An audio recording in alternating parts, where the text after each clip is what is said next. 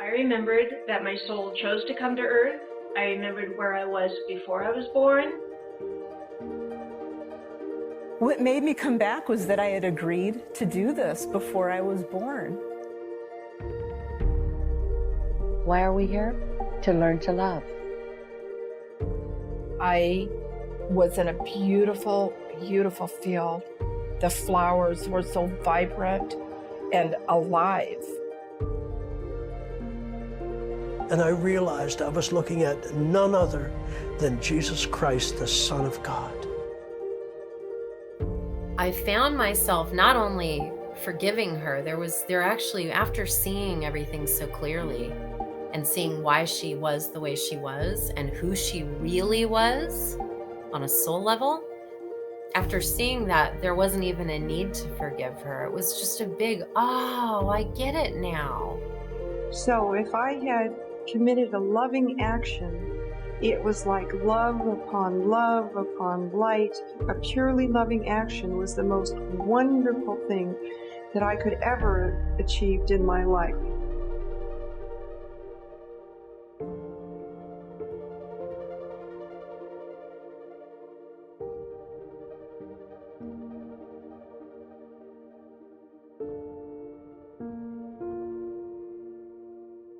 NDEs, or near-death experiences, are stories of those who have briefly crossed the threshold of death but were resuscitated. Testimonies reveal experiences of the realm beyond death. Decades of reports of NDEs from patients and doctors have been collected. Select experiences share esoteric insights into understanding the nature of the life after life and shine a light on the great questions of the human soul.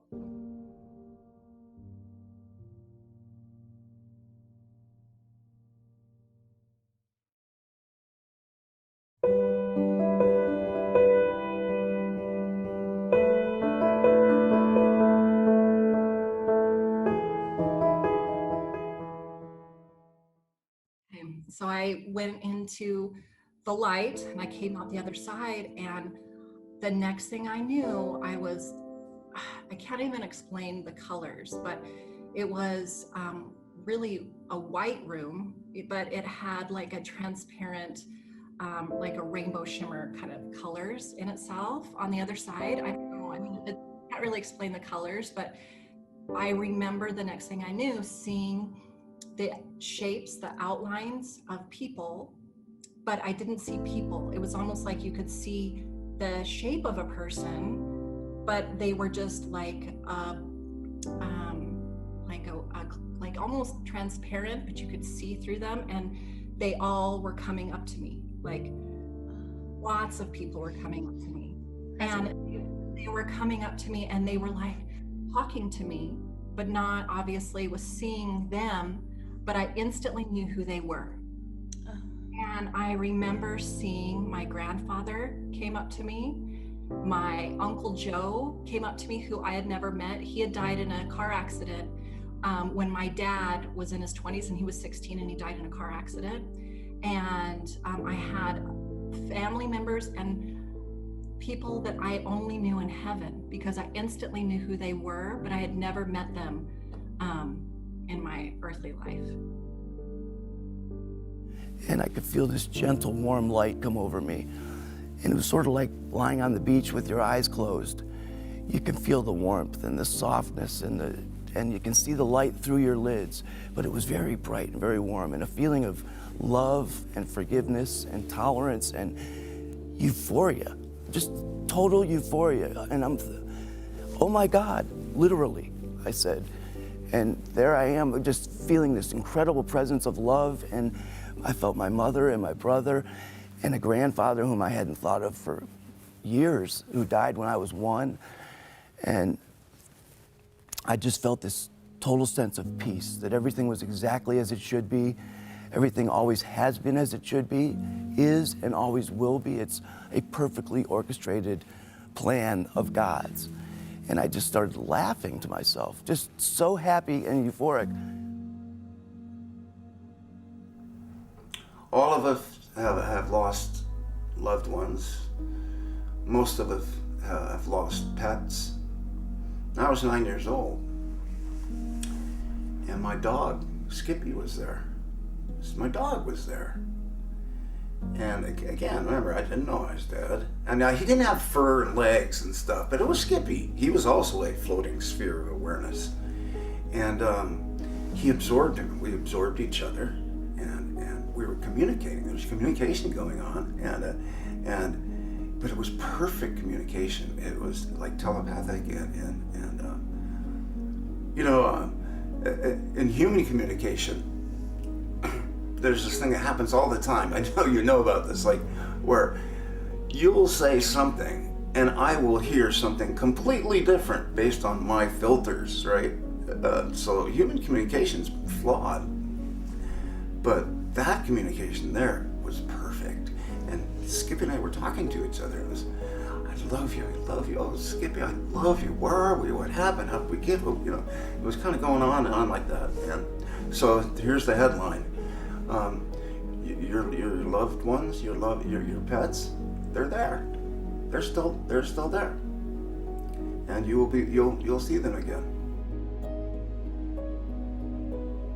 My mother had died of cancer when I was 12 years old, and she was the first one I saw. It always makes me cry when I think of that, because she looked very young, younger than I ever knew her, alive and happy.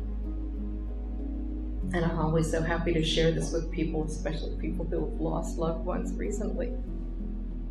The next coolest thing was I saw these people in the back.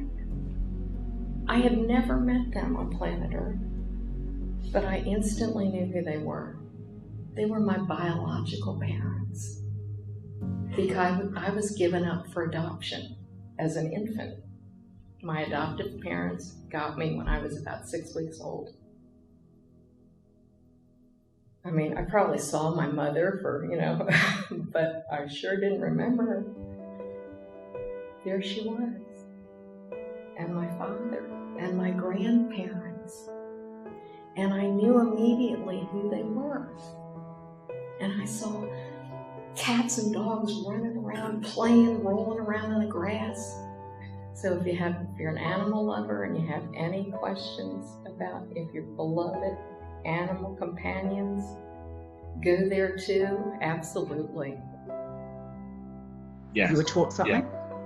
Yeah, I mean, the bits I remember of it was like cats and dogs and their consciousness. I was taught that, and that stuck in my brain. There was like the reason why dogs are here. They're here to like love unconditionally. That they're here to help people. And then I saw then that cats were when they're purring, they're like giving us like colours to the owners to like give them love. And yeah, I felt that. And then the next thing I knew, I was in total blackness. And I remember thinking, well, either my eyes aren't working or I'm in darkness. And as I thought that, I felt hands come around the back of me and pull me into this warm, soft, lush love, which was my grandmother. She had been dead for 14 years. Now, when she died, I thought that was it was over. I never gave much thought to the fact that when people were dead, they were dead. But I also had absolutely no doubt at that moment I was with my grandmother. And as I realized that, I also realized that everything I had ever believed was just a belief, that now I was in touch with reality. And reality was that my grandmother and I were together again. And as I thought that, it was like every memory we had of each other came alive again. And all this love that we had for each other just embraced us and was us. And I stayed with her for a while. And I walked for what felt like several minutes. I don't know how long it actually was. The light was getting bigger and bigger. And then when I was maybe a metre from the exit of the tunnel, my grandfather came and stood in front of the exit and said, "You can't come any further, you have to go back."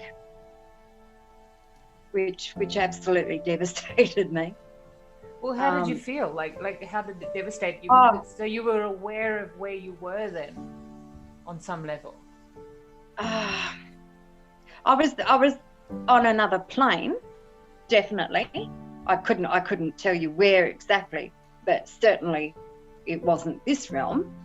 And I remember arguing with my grandfather to let me past, and he was quite adamant that it was not my time and I had to go back. It didn't surprise me overly much because he was the big influence in my childhood. We had a wonderful relationship. He died, must be nearly 40 years ago now, which added to the surprise and the devastation that we couldn't stay together again. So shortly after your wife's death, you experienced a near-death experience. Yes, that was about 2 days after my wife's funeral, a Friday morning. I had this burning pain in my stomach. It was a kind of pain I had never had before. I never had such burning sensation in the stomach, and I drank a little milk, hoping that would help, but it was no use. It got gradually worse and worse. I can't even describe the sort of pain it was, until finally my son said, "Dad, we're going to the hospital." But I said, no, it's only heartburn, it'll pass. But I still had the pains later on, and they in fact got much worse, much more intense. So my son said again, "Let's go, Dad, we need to go to the hospital." By that time, I was past caring about what was going on around me. I just wanted the pain to disappear. We made the drive to the hospital, which was about 15 miles away. I don't know to this day how I even survived the drive, because of the massive pain I was experiencing. I found out later that I went on foot into the emergency room, but from then on, I have no recollection, no clue at all what happened after that. So how did the near-death experience come about? Well, all of a sudden, the pains were gone. But I wasn't conscious. There was no pain. But suddenly, I saw a bright, really bright, glaring light. Not a tunnel, as you usually hear of. I didn't see that. Just an extremely glaring white light that really dazzled me. And suddenly, I saw my wife. Your deceased wife? Yes, my deceased wife. She came to me and said, "Hi, Rene. How are you doing?" "I'm doing fine," I answered. She took me by the arm, gave me a kiss, and said, "Rene, don't worry. I'm doing just fine here. Go on back down now and look after the kids. But promise me you won't stay alone." And that went on for what felt like an eternity. The time my wife was talking to me, that is. In the paradise of spirits, we may meet not only family members we love, but also extended family and adopted family. We may even meet family we have not met in this life, but who love us very much. Even pets are reunited with their caregivers. We may encounter souls that we knew as spirits in heaven before our time on earth. Humans and animals joyously live together in love in this realm. NDEs also teach us that animals have a purpose on earth. Dogs, for instance, are here to teach us love. In our next episode, we discuss the nature of God and how God has shown love to humanity.